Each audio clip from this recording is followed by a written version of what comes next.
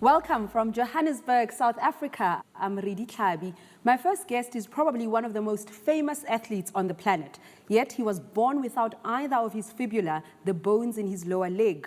He had a double amputation below the knee when he was just 13 months. But shortly after that, amazingly, he was walking.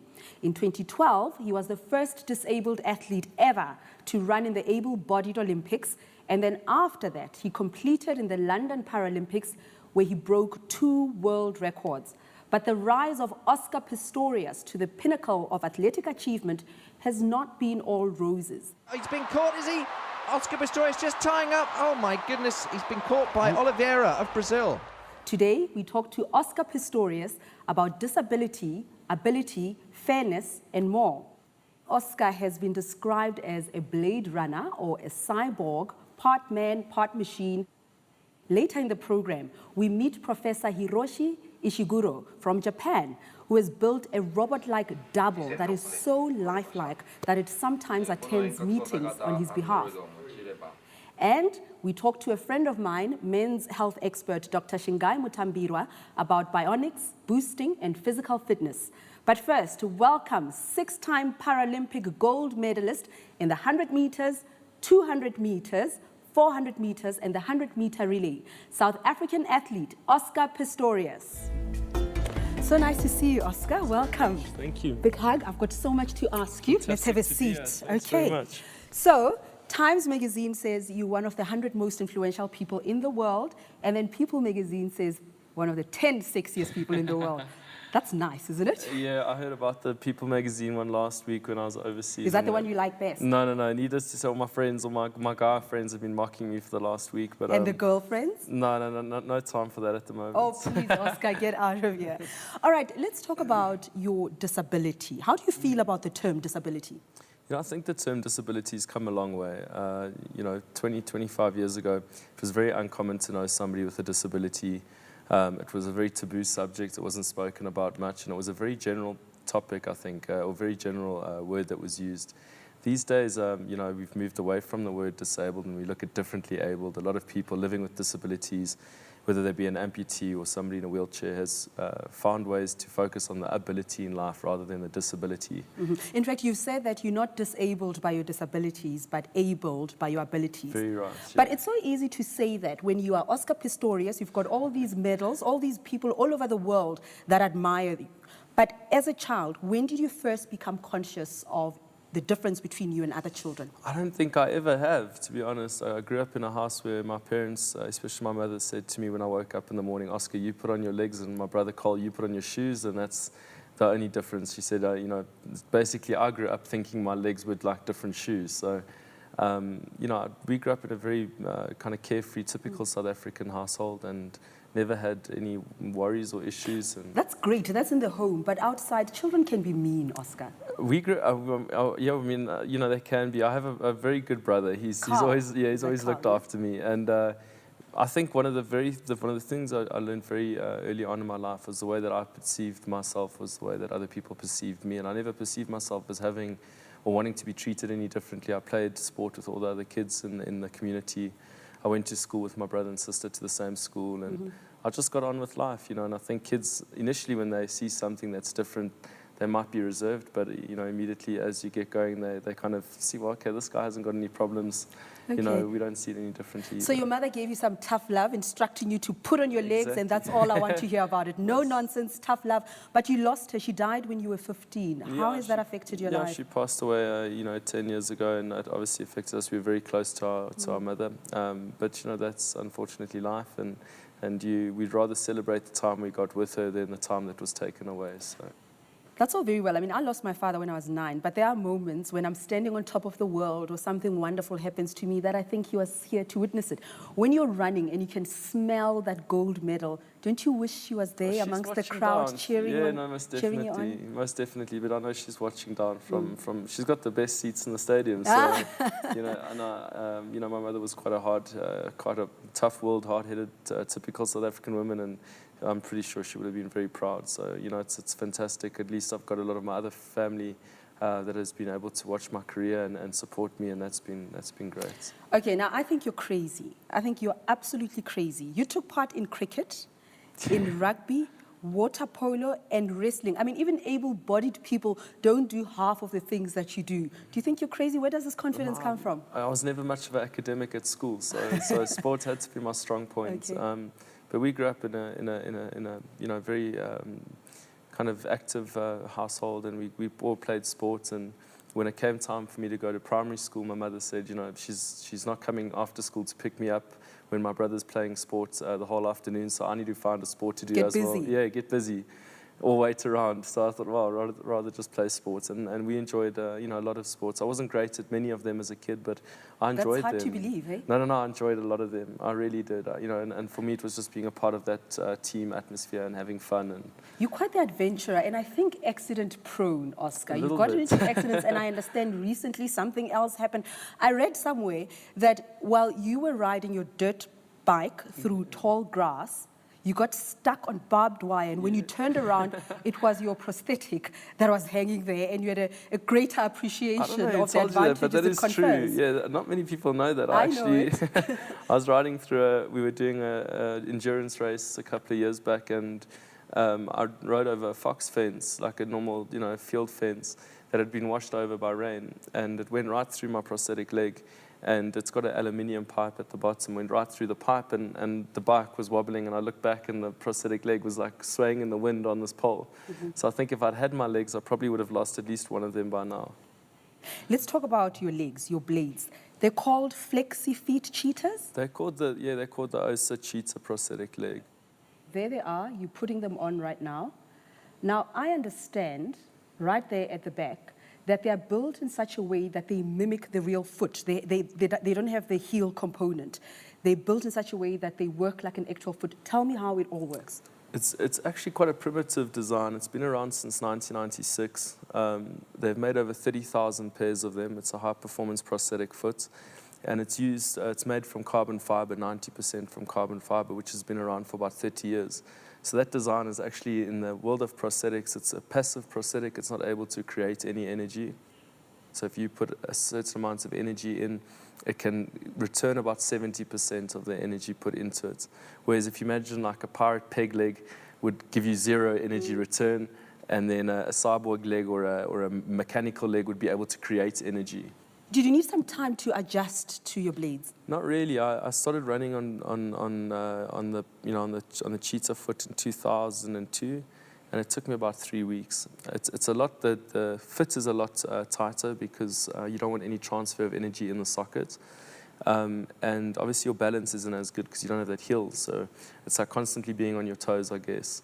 But they're very easy to. But your blades have caused a lot of controversy. I mean, you called the Blade Runner, and it's a lovely term, but let's think back to a couple of years ago where you were subjected to vigorous tests at the Cologne University in Germany, and they actually concluded, they found that you are able to run like an able-bodied person without expending the same energy, therefore giving you an unfair advantage. So the Cologne tests were actually only 2 days of testing. We did 3 tests, of which 2 were on a bicycle without the prosthetic legs on. They did conclude that in the actual test from Professor Bruggemann, he never ever had a conclusion that there was an advantage. He handed his results over to the IAAF, and the IAAF concluded that there was an advantage. We didn't agree, and nor did a lot of the scientists around the world. Some of the scientists that didn't agree were Professor Hugh Herr from MIT. He's been voted by Time magazine about one of the top 10 minds in the last century, so he's an extremely smart guy. And his field is that of prosthetics and of kinetic movement, biomechanical movement.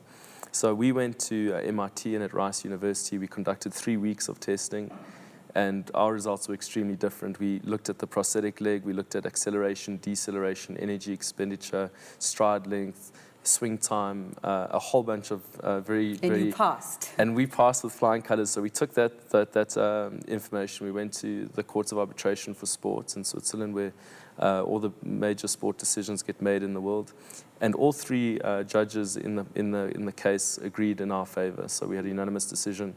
So I was banned for 4 months between beginning 2008, and I got reinstated in April 2008. And the IAAF and I have actually got a fantastic relationship ongoing. No, yeah, we do. They admitted that our tests and they respect the CAS decision. But that came at a great cost for you because you actually didn't qualify for the Beijing Olympics. Do you think that the court case actually sapped your energy? Look, I always look at myself and accept full responsibility. At the end of the day, we had to spend a lot of time dedicated to the court case, which was in the Olympic year. It was in the beginning of 2008. We had to spend 4 months preparing for this case and doing tests, which could have been, given off to time that could have been dedicated to training. We missed the qualification time by less than a quarter of a second, so it was very close. But I think, everything happens for a reason. At that time, maybe I wasn't ready. I was very young. I was 21. And I looked at that experience and I said, when London comes around, I'm not going to let that opportunity slip by again. Let me work as hard as I can. I shuffled my team around a bit. I kept the same coach, which I've had for 9 years, Ampilo. But, some of my other professional team, we switched around a bit. And we trained, the last 3.5 years has been absolutely crazy. That's great. A lot of sacrifice. But when London came around, we definitely made sure we were there. We'll talk about London in just a moment. I read an article back then entitled, "Why the Olympics Should Say No to Cyborgs Like Oscar Pistorius." Whilst it's fantastic that technology has made it possible that a disabled person can, in effect, perform as well as if not better than an abled one, machine-enhanced athletes have no business competing against regular variety. Obviously, if Pistorius wore huge pogo sticks on each leg or rocket boots, he would be disqualified. How do you feel about that? I think you have to have a line that's drawn because you could easily create a prosthetic leg. There's a lot of prosthetic legs that are already around that could provide the user with an advantage. In sports, you're looking at fairness, you're looking at the athlete's talent and the commitment that they have to the sport. It was important for me to know that I'm competing On an equal fairly. and know that whatever times I'm obtaining are not due to any equipment that I'm using. So you don't accept the term cyborg, part man, part machine? If you don't look accept at the that? definition of cyborg, it's machine. And there's not anything that's machine about the prosthetic leg that I use. It doesn't have a motor, it's not able to create energy. To compare me to a cyborg would be, it would be a gross exaggeration. Well, at least you're smiling about it. Now, let's talk about London. You did great, but here's this moment. And off they go. And it's Oscar Pistorius leading. And we're jumping up and down at our sports bars, cheering you on. You're leading from the front where you like to be. There we go. Oscar Pistorius absolutely And storming then away. Alan Oliveira, the Brazilian, comes through from nowhere. Oscar Pistorius just tying up. Oh my goodness. He clinches He's been it. caught by Oliveira of Brazil. And you are second place. Didn't expect that. That's actually the first time I've watched that race. And how to be does dead that make you honest. feel? Did you mess it up, Oscar? No, I ran 21:45 was a phenomenal time. If you look how far back the rest of the field is. Alan, I've nothing against the guy, and I made a lot of comments after the race, which I think were in the heat of the moment. But So you don't stand by those comments I that you do had an unfair... completely. You do? Yeah, no, 100%. Tell me. I've improved a second over 8 years. He'd improved 1.5 seconds in 1 month before the games. And it wasn't a rule that he broke. He was within the rules, but the IPC, the International Paralympic Committee, had this rule that just allowed athletes to make their prosthetic legs far longer than what they were supposed to be. My build, if I had legs, would be 186 centimeters. There's many different formulas that we can work that out on. On my running prosthetic legs, I'm 185, so I'm 1 centimeter shorter. On some of the guys' prosthetic legs, they're allowed to be up to 20 centimeters taller than what their heights would have been. Which doesn't necessarily mean their stride lengths are longer, but they're able to have the same stride without using the same amount of energy. So Alan's last 100 meters was that of similar to some of the Olympic 4x100 meter athletes' final 100 meter sprints. So, for a guy to improve 1.5 seconds in a month is not heard of. And you knew it almost immediately when you finished that race? We'd known about guys starting to change the rule last year. We'd brought up this topic. It had always been an internal matter. And the fact that it got on that night, it was the first time the media had heard of it, they blew it up, but it had always been a problem. And I think I got the backlash of it what actually happened is 2 days later, all the other athletes came out and said, no, wait a second, it's not Oscar's disgruntled, it's not sour grapes or anything. We That feel the same actually way. happened. This is what's happening. But have you let it go? I mean, where's the process The now? rules are actually getting changed in the next couple of weeks. I mean, it's something that they have to, the integrity of the sport is at stake. Let's leave it here No, for you now. said it. We have a very interesting man joining us, from a man who has shown just what can be achieved with a pair of finely tuned artificial legs and buckets full of self-confidence, to a man who has cloned his entire self. Yes, cloned his entire self. If he's having a bad day, Professor Ishiguro doesn't have to get out of bed like the rest of us to attend meetings. Take a look at this.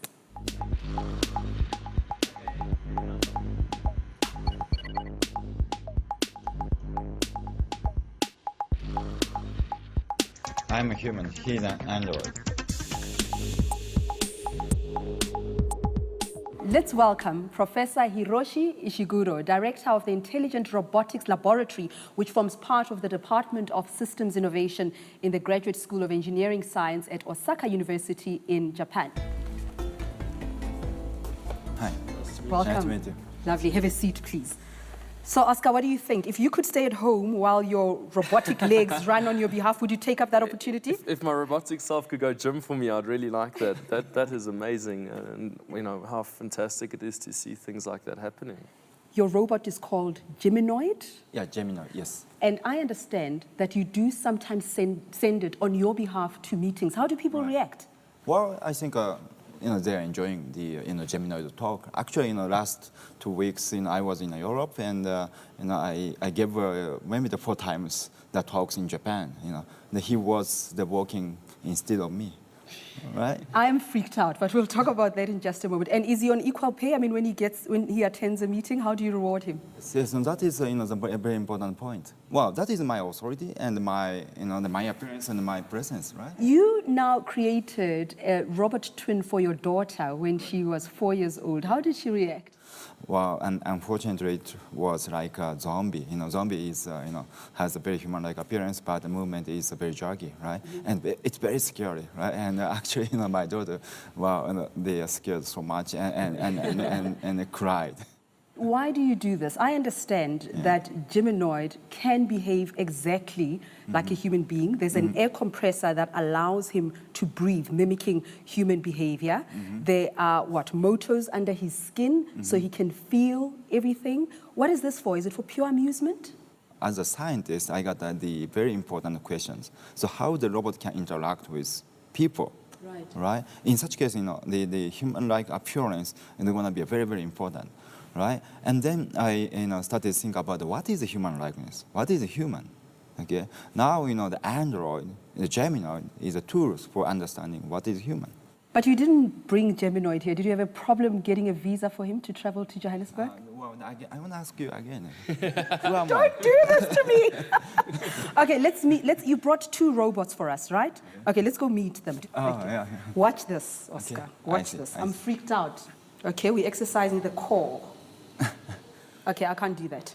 Ladies and gentlemen, the robot show is coming now. Amazing.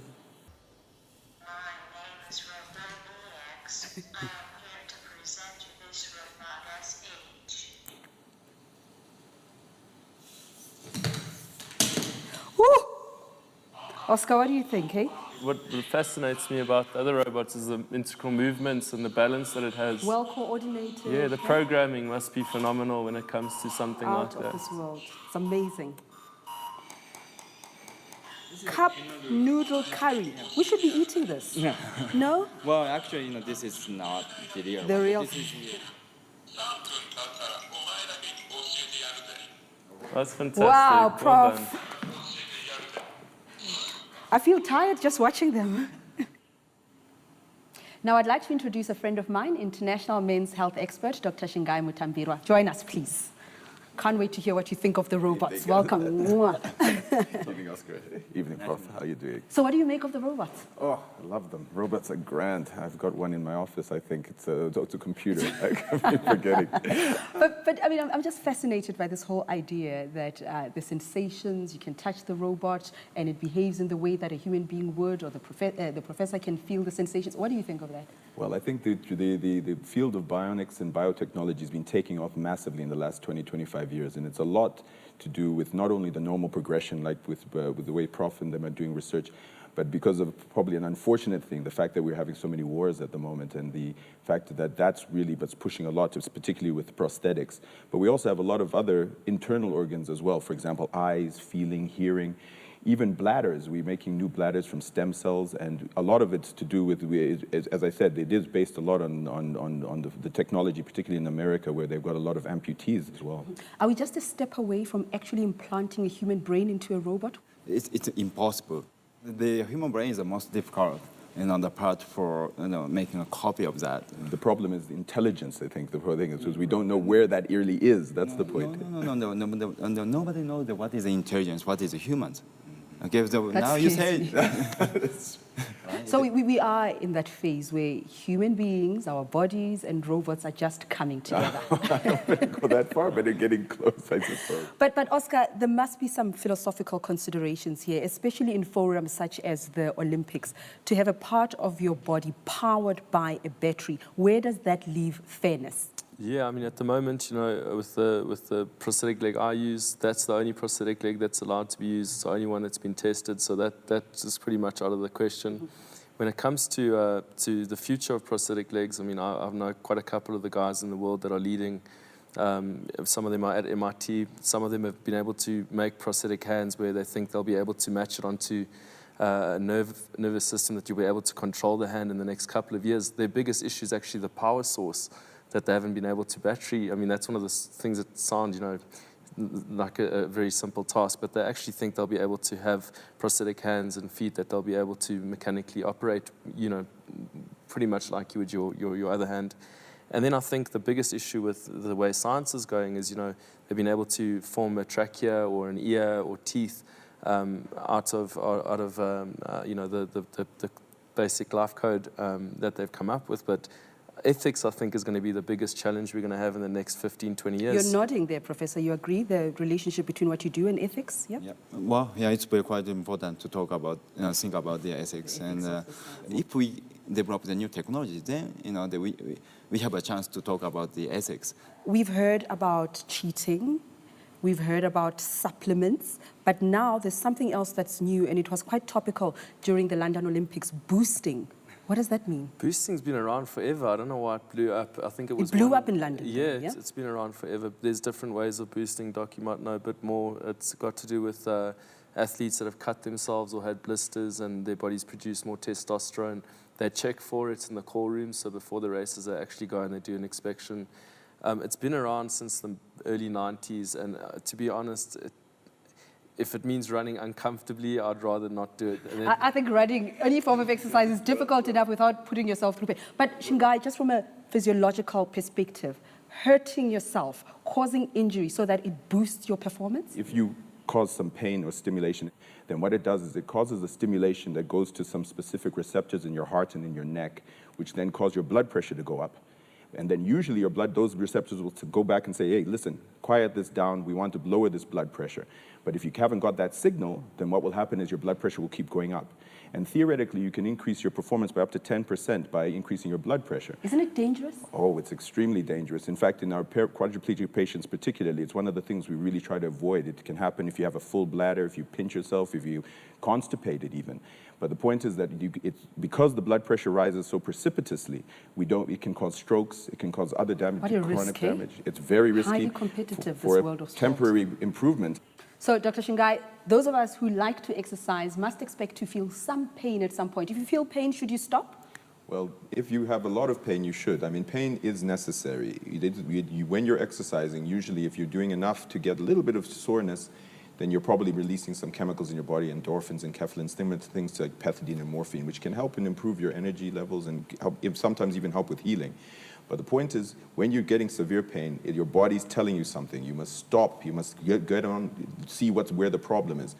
If you are exercising, push yourself to your limits, but not to some of the limits like some of the guys do, I'm sure. Point? You want over but the limit. do make sure that you do respect your body and recognize it when it's trying to talk to you. Well, respect your body. Professor Ishiguro, thank you very much for joining us. Oscar, always lovely to see you. And Shingai, of course. That's the end of South to North from our studio in Johannesburg. See you again next week. Bye-bye.